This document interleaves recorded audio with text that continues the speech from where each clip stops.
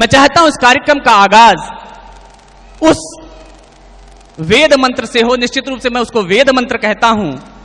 उस वेद मंत्र ने जिसने हम सब की शिराओं में वो साहस की पराकाष्ठा भर दी, जिस गान के सहारे हमारे कई वीर फांसी के फंदे पर चढ़ गए हंसते हंसते, उस वंदे मातरम का एक गान छोटा सा यहां पर आप सबके सम्मुख हो जाए तो मुझको लगता है इस कार्यक्रम को एक उचित शुरुआत मिलेगी। मैं आप सबसे आग्रह करता हूं कि मेरे स्वर के साथ आप स्वर मिलाएं, एक बार खड़े हो जाएं अपने स्थान पर। हम सब वंदे मातरम करेंगे और उसके साथ इस कार्यक्रम का आगाज करेंगे। वंदे मातरम सुजलाम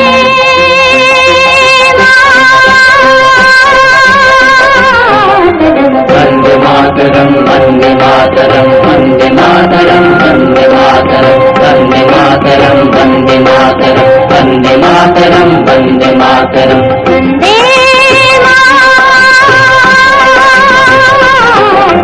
वंदे मातरम